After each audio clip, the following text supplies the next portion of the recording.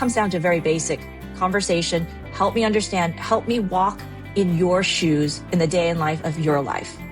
So then you can really understand what it is to be in their shoes and what the issues they're confronting on a day-to-day basis. Because I like to approach it as a blank canvas. I have no preconceived notions or ideas of what it's like. I want to be a sponge, hear everything, and imagine myself in that. And that's where you can see, because you already have sort of the solution in your head, but you don't know what the problem is quite yet until you understand what their problem is.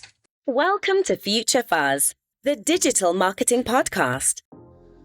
All right, welcome in. I'm Vince Quinn, and today we're talking about storytelling in new verticals. And joining us for this conversation is Kim Nguyen. She is the head of marketing at TreeRing. Kim, welcome to Future Fuzz.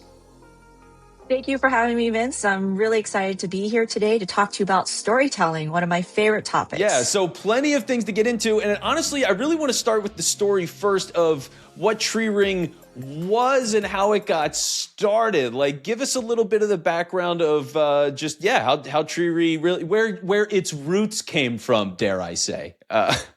Okay, sure.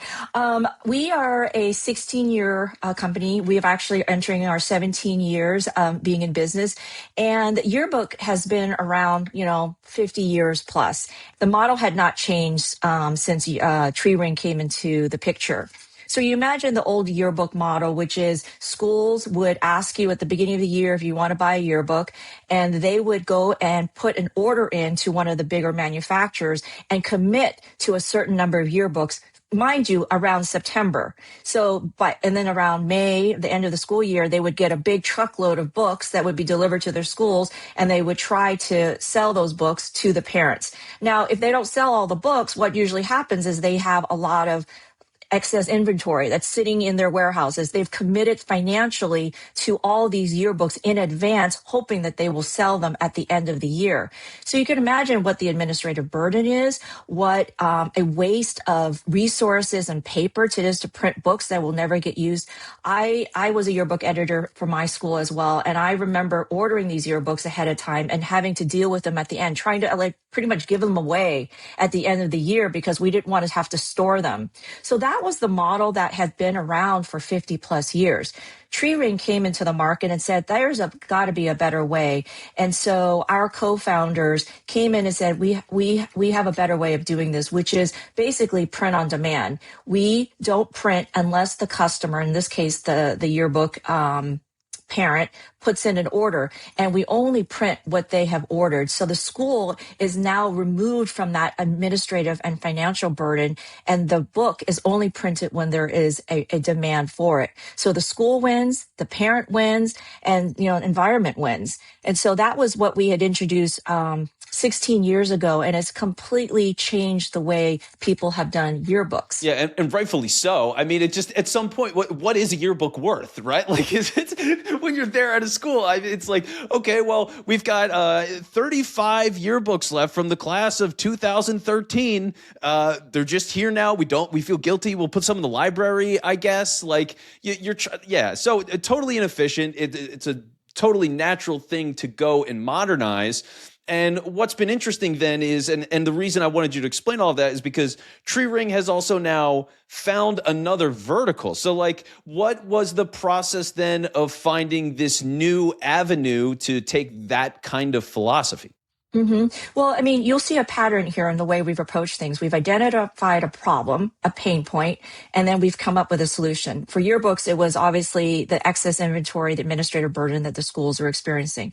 For the travel side, a very similar experience happened. One of our employees was on a cruise ship, and, travel, cruising, there's lots of memories being made, but there wasn't a real easy way to translate the memories that you were experiencing into a tangible keepsake. I mean, photo books have been around forever as well. And I used to work for a photo book company as well. And I know the pain it takes to actually take hundreds of photos and create a physical keepsake. You have to curate it. You have to figure out the timing. You have to lay it out. You have to review the photo groupings and everything. So we applied AI technology to those photos now that can now take what would be probably tens of hours into a matter of minutes to create a beautiful keepsake that they can relive time and time again. So again, somebody identified a problem while they were on a cruise and a travel experience, and they said, oh my gosh, I don't know what to do with all these photos that are literally stuck on my phone. And then we came back and said, you know what, there's got to be a better way. And AI was the tool that we used to create a seamless, frictionless experience from memory capture to memory preservation. Yeah, which, I mean, from that side of it, it's so funny. So I got married at this point, it was like almost a year and a half ago, right? And I still don't have a wedding album. It's my fault. Like, I don't, it's my fault. We haven't put in the time to sit down and me and my wife, it would take us hours to go through all of those pictures, figure out everything that we want to put in and like make those decisions. And it's been such, just the idea of it's been such a chore that we haven't touched it. It's our wedding album. Like, it's just, it's funny, the obstacles that can go into that and the value of when you can get something made. Because on a similar note, so my sister-in-law, we did a trip. We went to Portugal. This was maybe like 3 years ago. And when we got back, she took the time. She made a book out of all the pictures that we have. And my in-laws, they love it. It's out. It's a coffee table book. Like, people comment on it at parties and all these different things. Like, it's a valuable thing, but the amount of work that she had to do to make it, she doesn't want to do that again. Like, as good as it was, so it's like, this is a valuable thing. People love this kind of stuff. There is long-term value. It's incredibly personal. And at the same time, it's just so many pictures, Kim. It's just so. Oh, I know. I mean, like that's why travel is really the ideal canvas. I mean, it's emotional, it's episodic, but it's messy. I mean, we are so good. It's so easy to capture hundreds, if not thousands of pictures on, travel experiences, your wedding. I'm sure you've got hundreds of those pictures, but where are they? They're trapped in a digital device that's, in a handheld device. And what's more, it's not easily shareable. I mean, you can imagine people crouching around your phone trying to look at your photos and stuff like that. But when you have a physical keepsake that's sitting on your coffee table or sitting on your bookshelf that you can easily pull off. I mean, my kids, when I used to create our family yearbook at the end of the year, every year we do a yearly yearbook. And I'm telling you, it was always a dreaded experience for me because I was like, oh my gosh, I have to look through 12 months of photos. I have to put in the chronological order. I have to figure out the right layout. But when I produced it and they held it in their hands and they would sit on the couch on their laps, that is what it is all for. But man, to get there, it was so painful and so fraught with friction. And that's where we identified the opportunity, And so, like with Yearbook, travel was a similar thing. We saw an opportunity where there was pain in this experience. And what we did was, the way we framed it wasn't like, hey, you get a photo book. I mean, that's not a very compelling story. What we did was we identified with a truth that they wanted to express by identifying that truth in our story. And we basically said the quiet part out loud. And the quiet part was that we have tons of memories, hundreds of memories stuck on an electronic device that's basically trapped. And so that's how we sort of told the story and really kind of positioned our solution to our customers. Yeah. And so I want to sort of go through the story of getting to that storytelling point, if you will, because we're talking about a major transition or because I would figure the overlap between schools and the kinds of people that you're doing business with on that side and the people on travel are not exactly overlapping circles, Kim. So how different of an experience is that? And when you realize that, okay, this is a moment, this is a direction, what did it look like to begin that plan of building out this new vertical? You're right. Yearbook and travel are very, very different. Even the customers are very different. Yes, there are moms on the yearbook side and there are moms at travel. I mean, that part is the same, but the expectations are going to be slightly different. On the travel side, from the data and the analytics side, we had 16 years worth of photos that we were able to analyze and identify and build our AI model around that. But when you're marketing to the travel customer and the people that are on these cruises, which is what we approached first, was that we saw a huge opportunity with the cruise enterprise customers. Like, we have partnerships with Norwegian and Carnival and Lindblad. And their model was, if you can believe this or not, is they would print photos on the ship and someone would glue them onto a photo book. I mean, I'm not making this up. They would have to align their photos onto a book and do this manual creation of a photo book for their guests.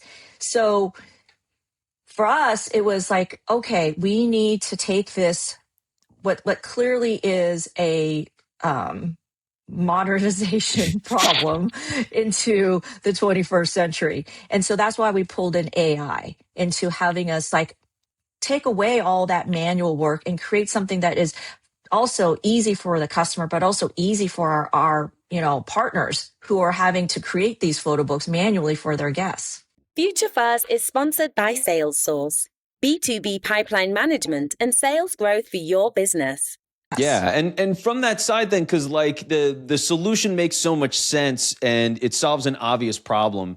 And from that standpoint of, okay, you've got all the ammunition in that regard, but you've got to find the people, right? So like, let's say I'm somebody that I just took a new job, so I'm changing the kinds of business that I'm working for, or our company is updating what our ICP is, or it is a total reroute or whatever it might be. Like when you're in that position where you have to engage with new people where you might not necessarily have the network, how do you do that? Like what was your process for getting started to go and build those relationships? Yeah, I mean, we basically looked at our wish list of people that we would want to work with. We looked at the top cruise partners in the sector. We had a short list of people, and we said these would be the ideal partners that would really benefit from this solution.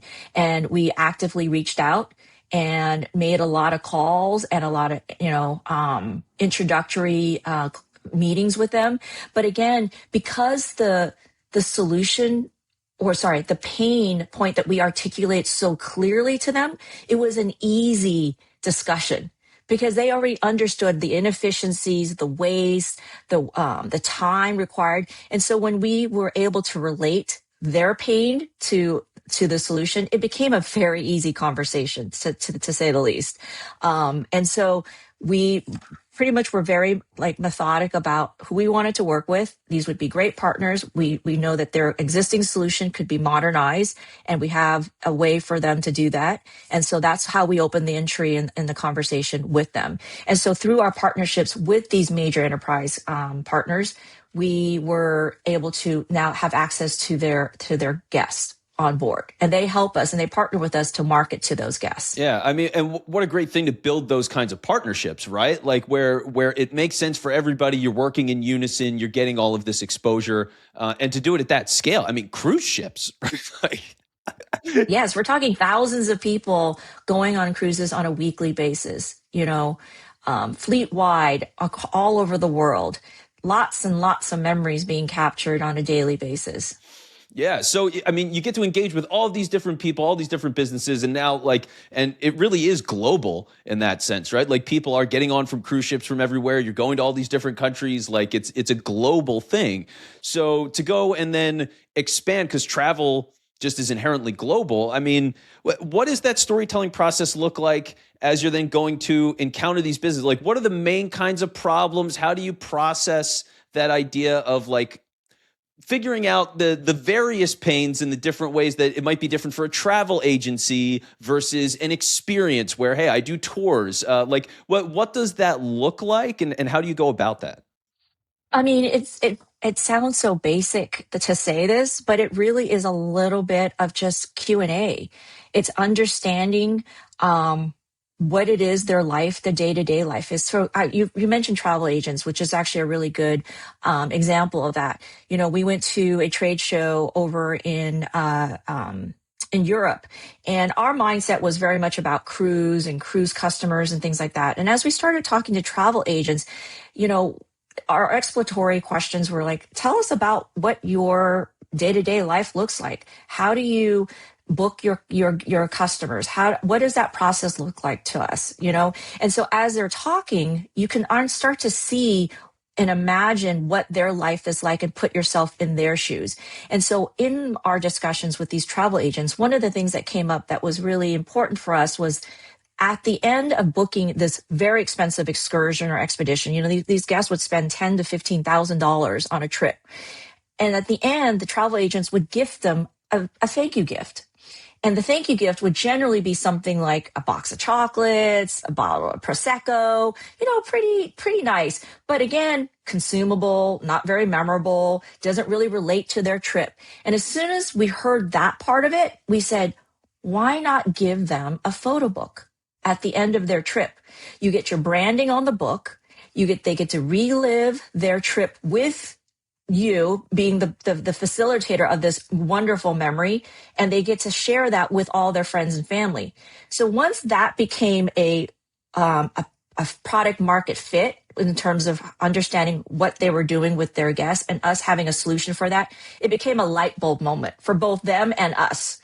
So that was another type of conversation that we had with travel agents where they said, we want to engage with you to gift the photo books to our VIP guests that book these really expensive excursions. So then they have a physical souvenir that they can relive that ties them back to their brand. And it gives everyone a chance to relive an experience and share it, widely with their friends and family. So it really is comes down to very basic conversation. Help me understand, help me walk in your shoes in the day in life of your life. And and that's how we came with the travel agents. And with the cruise customers, I've spent a lot of time on the cruises, talking to our partners, talking to the people that are selling a product. I want to understand what their life is like. How are they selling their photo packages to their guests? What are their guests' itineraries like? What does day 1 look like? What does day 5 look like? So then you can really understand what it is to be in their shoes and what the issues they're confronting on a day-to-day basis. Because I like to approach it as a blank canvas. I have no preconceived notions or ideas of what it's like. I want to be a sponge, hear everything, and imagine myself in that. And that's where you can see, because you already have sort of the solution in your head, but you don't know what the problem is quite yet until you understand what their problem is. Yeah, and so that's part of what I think is what is so engaging when it comes to like being in a new vertical, understanding a new space, and all of these different layers that go into it, right? Because like you mentioned, you get these ideal clients and you get your cruise lines and the things like that. But then when you start to branch out and find all these other parts of the ecosystem to be like, oh, I didn't even know this, or I hadn't thought about this before. I mean, like, what is that like experientially to like immerse yourself in this new whole like sector of the world and learn how it operates? I mean, it's fantastic. I mean, I still have a lot more to learn on the cruise and the travel business, but you have to approach it with a very curious mindset.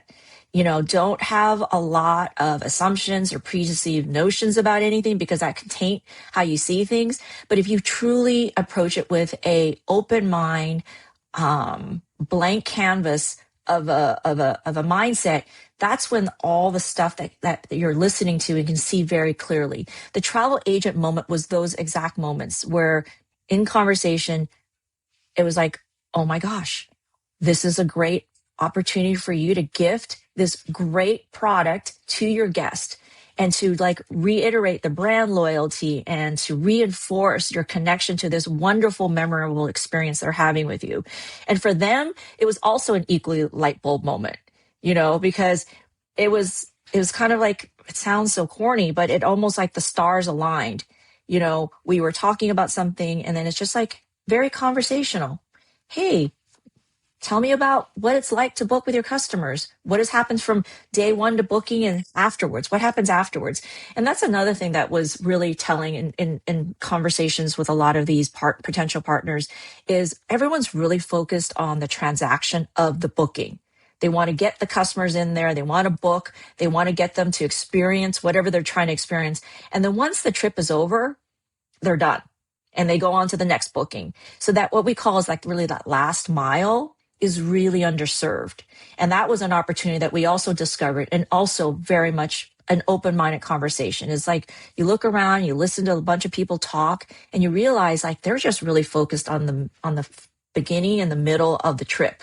But the end, when people get home and unpack, that's very little attention being spent there. Yeah, and I think you're hitting on something that is just important, kind of universally, in the sense of going in without assumption. So, hey, I'm going to go into this thing. I don't know anything. I don't know who these people are or what they do day to day or how anything operates. I've got ideas. I have thoughts. I have, some theories, but you just don't know. And the kinds of things that you learn as you do let people tell you their lives and how they operate and how like you can pick up these things. And sometimes it'll even translate from industry to industry. It'll be like, oh, okay, the way that you do this over here is very similar to a thing that I saw in another industry where they do this. And it's just cool to see how all that stuff ties together. I think it makes you a lot stronger just on a personal level, like as a marketer, as somebody that's building relationships, to understand how business works and just be a better asset to, your company, your customer, all those different things. And you just get more done. Like you just want to, at the end of the day, you're just trying to help people, right? Right. And I think that principle applies universally to everything. Nobody likes to know it all, and so I think that's the worst thing that you can be is have that approach. It's like, I know the solution to your problem and here it is. That would be so counterproductive to having an open dialogue with any potential partner or customer. Yeah. Well, Kim, thank you for having this open dialogue with us. Appreciate you being on the show. And for people that want to learn more about TreeRing, what's the best way to do that? Just go to our website, www.treering.com, and you can take it from there. I'm happy to, you can fill out any inquiries on there, and you can find me on LinkedIn, Kim Nguyen, and I'd be happy to follow up with anybody with any questions. Great. Well, Kim, thank you so much for being a part of the show. Appreciate the time. It's been a ton of fun. Thank you, Vince, for having me. It's been a pleasure. All right. Take care. Thank you. Thanks for tuning in and making the choice to listen to this podcast. If you liked what you've heard today, please don't forget to subscribe.